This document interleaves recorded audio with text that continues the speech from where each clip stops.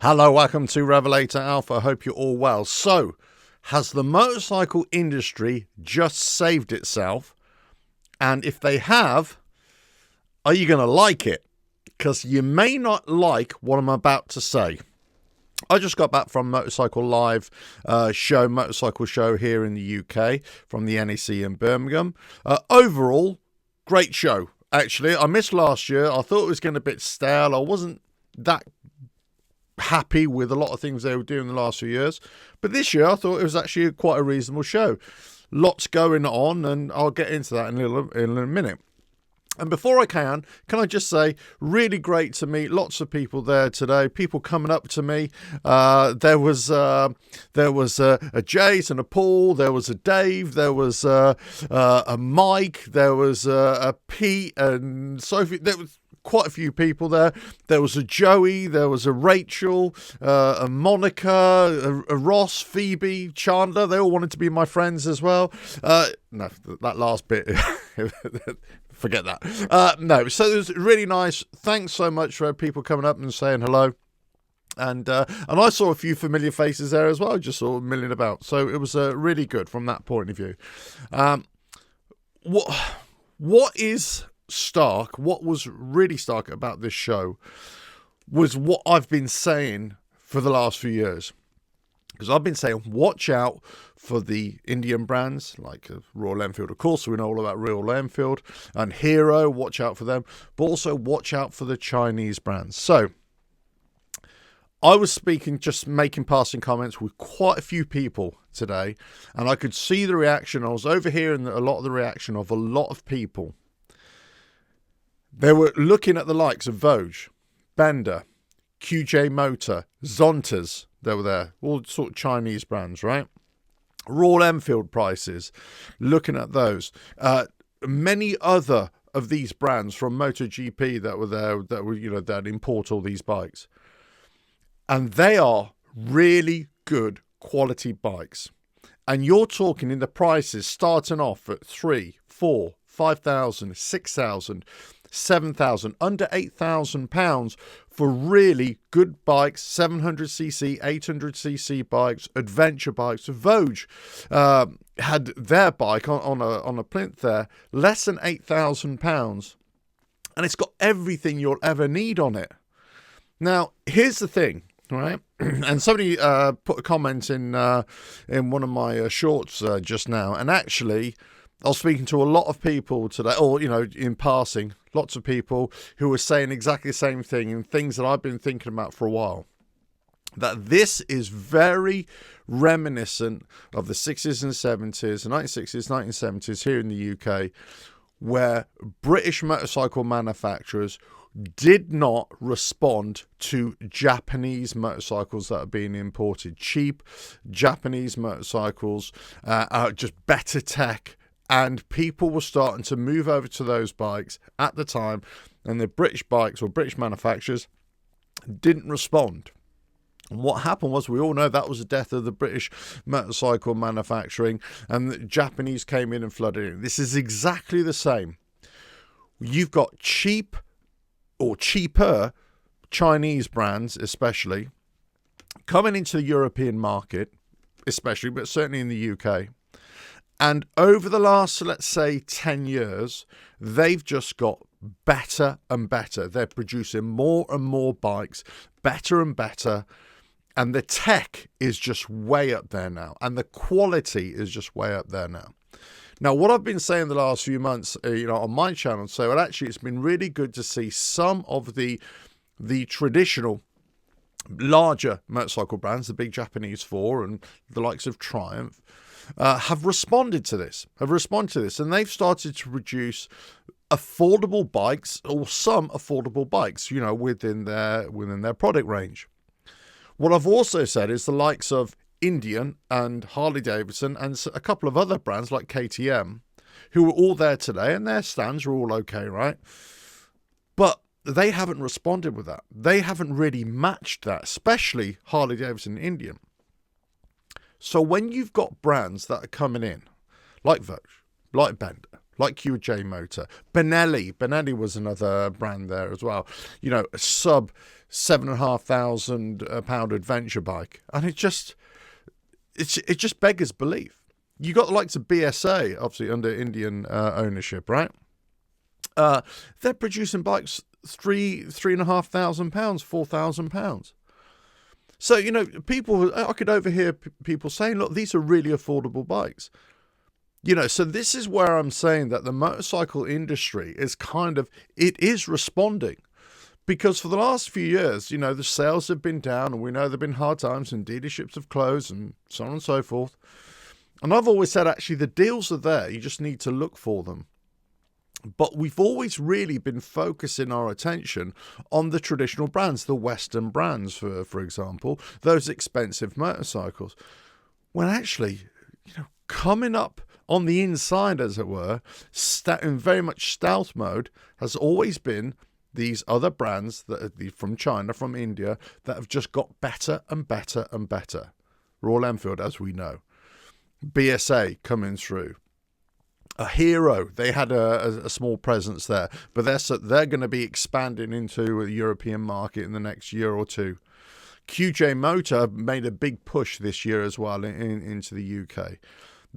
Some of their bikes are even cheaper. Their SRTs less than £7,000. And it's got all the bells and whistles on there that you could ever think of. Now, I know a lot of you might say, look, oh yeah, but these bikes are just not as refined. They're not as good as they'll lose all their value and everything. Listen, you could buy three or four motorcycles, brand new motorcycles, 700, 800cc bikes, right? For the same price as a Harley Davidson or an Indian motorcycle. Or even one of the more expensive BMWs, or even Hondas, or Triumphs for that matter. You could buy 3 or 4 of those bikes. You could just rotate them in your stable, as it were. They'll last you for years and years and years, these bikes. They will last you for, even if you just bought one of them for £6,000 or £7,000, guaranteed, not guaranteed, but it's going to last you quite a long time. And I think I'm safe in saying this, because this is what I saw today. I saw not just one manufacturer or representatives of one manufacturer, but five different well-known manufacturers. I'm not going to say who they were. Representatives of them, and I know they're representatives of them, walking around these motorcycles, taking photos, scratching their heads, and they were just walking away, muttering under their breath, these bikes are brilliant. Look at them. How are they getting them for that price? These bikes are brilliant. If the manufacturers are saying this, then there's a problem. Well, not a problem for us, the potential buyer, because there's lots there. And there's lots of value there. And there's lots of tech, and there's lots of good quality there. But they come in on price. I was saying today to a few people, say, look, these are great, but those lot, the big manufacturers, the more traditional manufacturers that we've all come accustomed to the last few years, they're the ones who need to be looking over their shoulders now. They're the ones that say we need to respond. Now, in all fairness, as I've said, a few of the manufacturers, they have responded. Honda are doing some great stuff with GB350, the 500s. Kawasaki has started to respond. Yamaha started to respond. Suzuki still a little bit behind the curve there.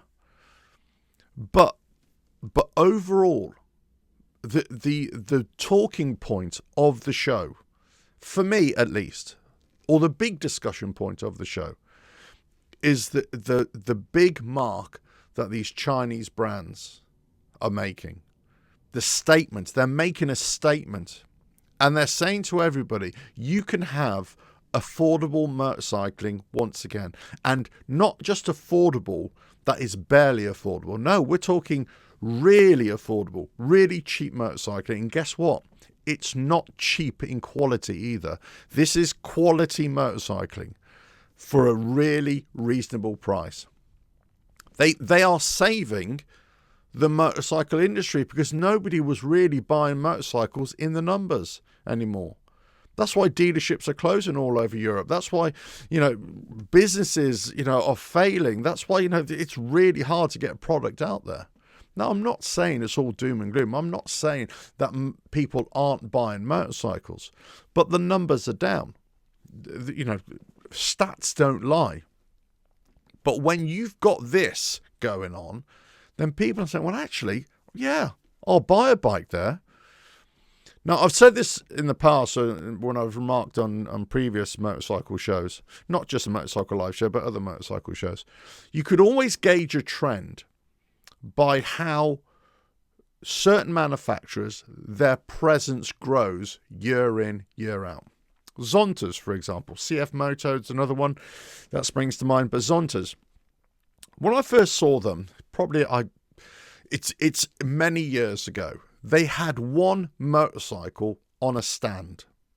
And that was it. If you walked past it, you would miss them in the blink of an eye. Now they've got a huge stand. Loads and loads of bikes. It probably wasn't the biggest stand, but lots of bikes there. A lot of those bikes are kind of thinking, God, that looks like a Honda 500. That looks like another bike. So you kind of question, where are they getting their inspiration for design? But that being said, it's all there. CF Moto, I don't think they had a really big presence there, but they've got lots of bikes on the market. But the importers of these bikes, where you can buy these bikes online now, MotoGP just being one of them, they had a huge stand. Whereas in previous years, when they first came, that it wasn't big at all. So these are just a few brands I'm talking about. There are many other brands there that you think, yeah. If you're wondering about, let's just say, talking about a cruiser, you want to buy a cruiser, and you're thinking, do you know what? I just like a cruiser, a relaxed style of motorcycle. Well, obviously, traditionally, you'd think, it would be a Harley Davidson, it would be an Indian. But if you're not of that mindset, if you're not so brand-led, then you're just going to be looking at styles of bikes. And then you're going to be looking at, well, how much can I afford? So let's say you're going to go to a Honda. The CX-1100, whatever it is. You might even go for a smaller one, a 500, for example. You might go, I don't know, let's just say you might go for, look at a Ducati DFL, right? Something like that. Ducati had a really nice stand, and I really like what they've done in terms of their V4S bikes or engine bikes and their V2 bikes as well. The way they've kind of expanded it, and they've done great things actually, Ducati. So that's a story for another day, as it were. But then you're looking at outside of Harley Davidson Indian, you could throw in BMW with their bikes there as well. So you remove those three, then you're looking at these Chinese brands coming through, Bender, for example, and you're looking at them and you're thinking, these are actually really cool bikes. They look good, and they're coming in at less than £7,000 or £8,000. So you're looking at a comparable. Well, possibly not a comparable motorcycle in terms of design and quality and aesthetics, and let's say Harley Davidson at double the price. And then you think, well, if people aren't so brand loyal, then you're going to go for the cheaper option. And I think we've reached a tipping point now where it's going to question the loyalty, the brand loyalty for a lot of people. They're going to be looking at motorcycles and they're going to be thinking, what does that bike give me? How much does it cost? What is the support? What is the accessories package? But overall, do I like that bike? What else do I have to spend to get that on the road? Let's just say for the Voge, for example. That bike, one of those bikes, it's got all the bags on it, all the boxes on it. It's got all the lights, additional lights on it. It's just got everything, the full package for less than £8,000. Where if I go to a KTM or a Triumph, for example, or even a Harley Davidson or their adventure bike, or BMW, for example, well, you're going to pay double that at least minimum just for the bike, let alone the accessories on it. Let alone everything else that they want you to pay for. So all of a sudden you think, it's a no-brainer. Why would you go to a big brand when you can just go to these emerging brands? And these emerging brands now are doing exactly the same what the Japanese brands did in the 70s, late 60s and 70s, and they were questioning the brand loyalty of motorcycle riders. And motorcycle riders went away from British brands, and up-and-coming riders, they just didn't entertain British brands because they saw there's so much more value in these Japanese brands. And that's exactly what's happening now. You would be amazed the amount of conversations that I overheard today. Sorry, I wasn't earwigging, honestly. But the amount of conversations where people were going, wow, these bikes are bloody brilliant. I think the motorcycle industry is saving itself. I just don't think many people would like this message. They probably prefer, the Western brands, the Harley Davidsons, the Indians, the Hondas, when I say Western brands, in terms of Japanese brands, the ones that are really popular in this, in Europe, for example, United States, the Hondas, the Kawasaki's, the Yamahas, whatever, Suzuki's, the Ducatis, the BMW, people want these triumphs. They want them to do well. They want them to be the chosen ones. But if it carries on like this, and they don't respond in kind, then all of a sudden you're going to see exactly the same thing. Brand loyalty will go out the window. I'm not saying that all those other manufacturers are not producing great bikes. They are. I'm just talking about what is going to drive you to part your wallet, take the money out, and lay it down on the table. And right now, unless you really want one of those more expensive bikes, you're going to be looking at those. You're going to be looking at those and thinking, that ticks so many different boxes. And, it's not going to break the bank. It's not going to end up in the divorce courts because my wife has, had enough of me spending all this money, when I can just come home with one of those and she's going to say, you did all right. Well done, you. It's just, it seems to me that we've hit this tipping point, this groundswell that's been happening over the last few years, this critical mass we seem to have reached, and all of a sudden it was there. It was there for everybody to see. Let us know your thoughts in the comments below. But very interesting stuff from the biggest motorcycle show in the UK. Don't get me wrong, other brands doing some fantastic stuff as well, some really nice bikes out there, but some other brands, especially for the UK market, the European market, if they don't do something, and something very quick, you're going to be going, who are they? Didn't they used to make motorcycles years ago? It's going to be one of those. Let us know your thoughts in the comments below. If you like what I do here, keep on watching, and I'll catch you again. Bye now.